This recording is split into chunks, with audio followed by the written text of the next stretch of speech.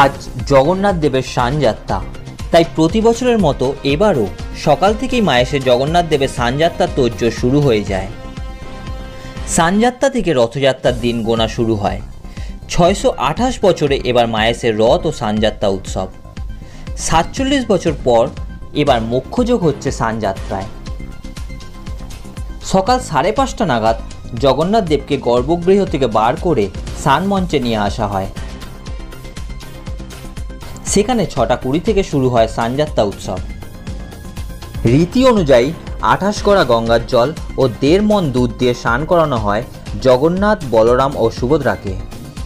কথিত আছে এই বিপুল পরিমাণ জল ও দুধে স্নান করানোর ফলে 3 দেবতার জ্বর আসে, তাই তখন কদিনের জন্য মন্দিরের দরজা বন্ধ রাখা হয়। সেই সময় মন্দির সন্নিকটে কোনো রকম কোলাহল বন্ধ রাখা হয় এবং কবিরাজ এনে পাচন খাইয়ে দেবতাদের সুস্থ করা হয়। তারপর নবযৌবনের দিন ঠাকুরকে বিভিন্ন বেশে সাজিয়ে পুজো দেওয়া হয়। এরপর সোজা রথের দিন রথে চাপিয়ে 3 দেবতাকে জগন্নাথের মাসির বাড়ির দিকে নিয়ে যাওয়া হয়। কথিত আছে স্নানযাত্রার দিন বৃষ্টি হয়, এবারও তার ব্যতিক্রম ঘটল না। অন্যান্য বছর স্নানের পরেই 3 বিগ্রহকে মন্দিরের গর্ভগৃহে নিয়ে যাওয়া হয়।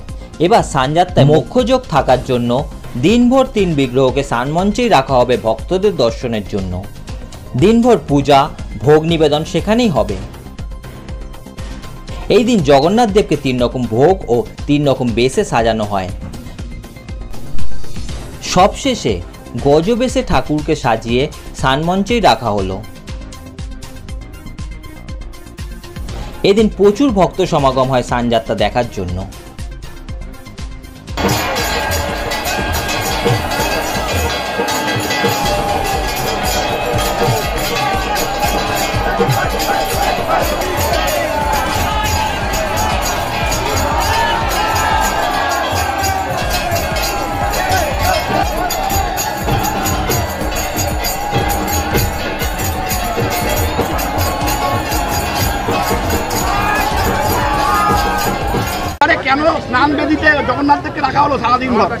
জ্যৈষ্ঠ মাসের পূর্ণিমা তিথিতে আমাদের এই মহাসমরায় 628তম মায়েসের ঐতিহাসিক স্নানযাত্রা উৎসব পালিত হলো। ভগবানের কথায় রইব মায়েসে তোমার সকাশে আমি যে জগৎপতি। মায়েসেতে স্নানে উড়িষ্যায় ভোজনের রবে চিরদিন খ্যাতি। মায়েসেতে হচ্ছে স্নানযাত্রা সব থেকে বিখ্যাত। কথিত আছে এক নীলকণ্ঠ পাখি উড়ে এসে বসবে। এই নীলকণ্ঠ পাখি মায়েসের স্নানযাত্রার সময় উড়ে আসবে এবং তারপরে আর স্নানের পরে আর দেখতে পাবো না, কারণ এটাই ইন্ডিকেশান দেয় এই নীলকণ্ঠ পাখি উড়ে চলে গেছে নীলাচলের বুকে।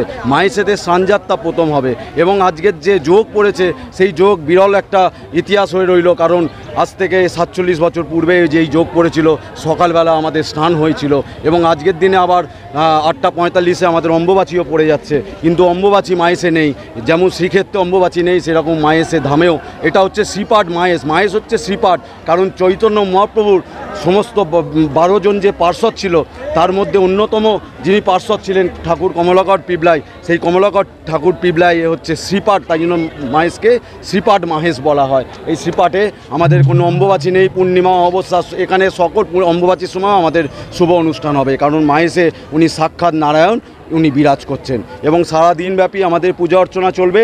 আমাদের কিছুক্ষণ আগেই যে অবকাশ বেশে ধারণ করিয়ে মহাপ্রভুকে স্নান করানো হয়েছে এবং পঞ্চদ্রব্য দিয়ে ওনাকে অভিষেক স্নান সব কিছু করা হয়েছে এবং তার পরবর্তীকালে এখন সিঙ্গার বেশে ধারণ করাচ্ছি এবং তারপরে ভোগ নিবেদন হবে সিঙ্গার বেশের এবং তার পরবর্তীকালে আমাদের গজ বেশে উনি ধারণ করবেন।